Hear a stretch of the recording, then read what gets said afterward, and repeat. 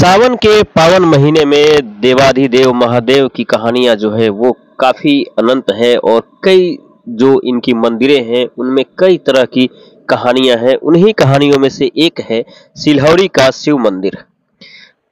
छपरा के मढ़ौरा मुख्यालय से 2 किलोमीटर की दूरी पर स्थित सिलहौरी शिव मंदिर का इतिहास विष्णु पुराण में वर्णित है।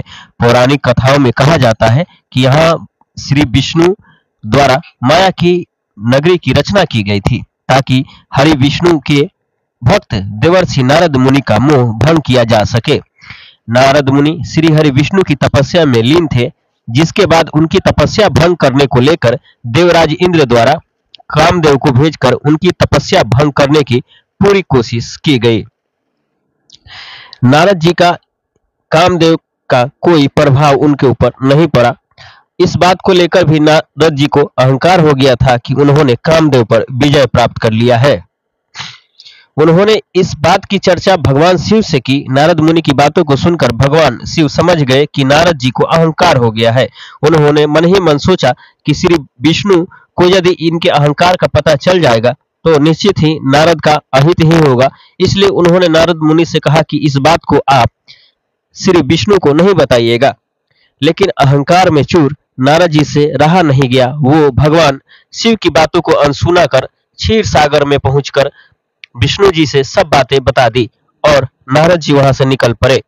विष्णु जी तो खुद ही लीलाधारी है। उन्होंने नारद जी की बातों को सुनकर सोचा कि कोई ऐसा उपाय करता हूं जिससे नारद का अहंकार भी चूर हो जाए और मेरी लीला भी चलती रहे।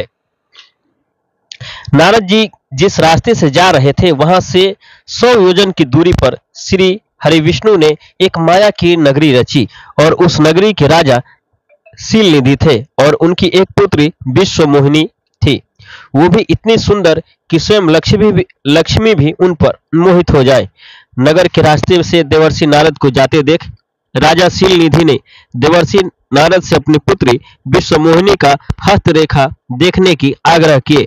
उनकी हस्तरेखा बता रही थी कि विश्वमोहिनी जिसे वरेगी वह अमर हो जाएगा, वह तीनों लोक का स्वामी होगा। संसार के समस्त चर अचर जीव उनकी सेवा करेंगे। लेकिन नारद मुनि ने राजा शीलनिधि से कुछ बनावटी बातें बनाकर कह दी और विश्वमोहिनी को देखते ही रह गए और मन ही मन नारद ने सोचा कि जब तब से कुछ नहीं होने वाला विश्वमोहिनी को पाने के लिए सबसे सुंदर होना बहुत जरूरी है। सुंदर स्वरूप पाने की इच्छा मन में पाले देवर्षि नारद श्री हरि विष्णु के पास वापस गए और उनसे खुद के भगवान का रूप मांगा। भगवान श्री हरि ने एक स्वरूप बंदर का दे दिया। उधर विश्वमोहिनी के स्वयंवर में पहुंचे नारद मुनि अत्यंत ही प्रसन्न थे कि विश्वमोहिनी उनका ही चयन करेगी। तभी उस सभा में राजा के भेष में श्री विष्णु पहुंचे। तभी विश्वमोहिनी ने राजा के भेष में पहुंचे श्री विष्णु के गले में वरमाला डाल दी। नारद जी अपने साथ हुए छल और जल में बंदर का स्वरूप देखकर अत्यंत क्रोधित हो गए और उसी समय श्री हरि विष्णु को श्राप दिया कि जिस प्रकार से आप नर रूप में आकर मेरा उपहास किया है, बंदर का स्वरूप दिया और मुझे स्त्री वियोग दिया है, उसी तरह आप भी इस नर रूप धारण करेंगे और स्त्री वियोग सहन करना पड़ेगा और उस समय बंदर ही आपके काम आएंगे। नारद भंग की कथा वाली जगह फिलहाल छपरा के मढ़ौरा प्रखंड मुख्यालय के नजदीक सिलहौरी में है। आज भी 12 मास यह दूर दराज से श्रद्धालु पहुंचते हैं। आपको बता दें कि यह वही जगह है सिलहौरी शिव मंदिर जहां पे यह भगवान श्री विष्णु द्वारा लीलाएं रची गई थी और यहाँ पे प्रतिदिन लाखों की संख्या में, हजारों की संख्या में श्रद्धालु जो है वो पहुंचते हैं और भगवान भोलेनाथ की दर्शन करते हैं और उनकी लीलाएं सुनते हैं और उनसे आशीर्वाद प्राप्त करते हैं और उनकी जो इच्छाएं होती है सिलहौरी आने के बाद पूर्ण हो जाती है।